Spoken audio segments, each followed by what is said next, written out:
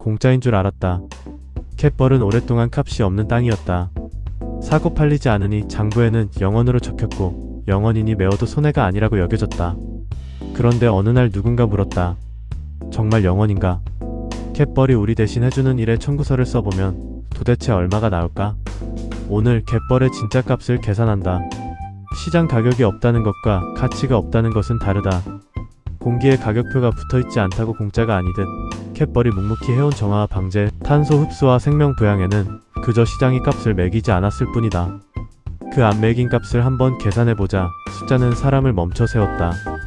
해양수산부가 한국 갯벌의 생태계 서비스 가치를 따져보니 연간 17조 8천억 원이었다.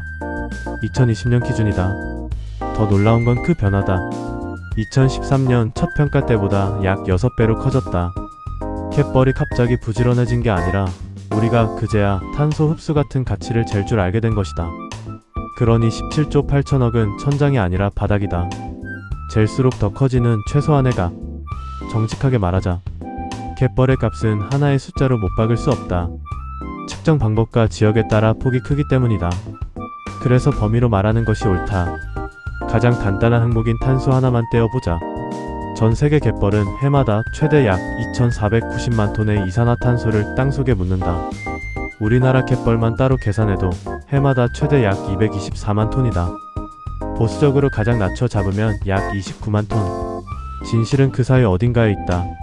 그러나 그 어딘가의 가장 낮은 값조차 결코 0이 아니다. 흔히 숲을 최고의 탄소 흡수원으로 떠올린다. 절반만 맞다. 숲은 낮에 광합성으로 탄소를 빨아들이지만 밤에는 호흡으로 상당량을 도로 내뱉는다. 다 자란 숲은 흡수와 배출이 거의 균형을 이룬다. 단위 면적당 땅에 영구히 묻는 양으로 보면 갯벌과 맹그로브 같은 해안 습지가 육상 숲을 수십 배 앞선다. 오해는 말자. 숲의 진짜 힘은 줄기와 뿌리에 이미 쌓아둔 거대한 저장고에 있고 갯벌의 힘은 느리지만 영원히 쌓아가는 적금에 있다. 둘 다 귀하다. 다만 해마다 새로 묻는 능력에서는 갯벌이 숲을 이긴다.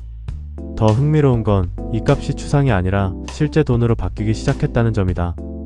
2024년 파리협정 6조가 타결되며 나라끼리 탄소 크레딧을 사고팔 길이 열렸다. 갯벌과 습지가 가두는 블루카본도 이미 국제시장에서 크레딧으로 거래된다. 넓은 갯벌을 가진 한국은 갯벌을 지키는 일이 곧 탄소 자산이 되는 나라가 될 수 있다. 환경 현장에서 일해온 사람으로서 나는 숫자가 사람을 움직인다는 걸 안다. 소중하다는 말보다 연 18조라는 숫자가 사람을 멈춰 세운다. 하지만 동시에 두렵다. 값을 매기는 순간 누군가는 그만큼 돈을 내고 메우면 되지 않나 물을 테니까. 그래서 분명히 해둔다. 갯벌의 값을 매기는 것은 팔기 위해서가 아니라 지키기 위해서다. 이 가격표는 영수증이 아니라 경고장이다.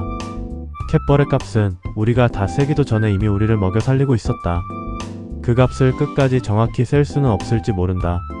그러나 셀 수 없다는 것은 대충 해도 된다가 아니라 함부로 손대선 안 된다는 뜻이다. 값을 다 매길 수 없다면 답은 하나뿐이다. 남김없이 최대한 지키는 것. 다음 편은 잃어버린 갯벌의 기다. 세계에서 가장 긴 방조제가 닫은 것은 무엇이었나? 새만금의 이야기다. 구독하고 함께 가자.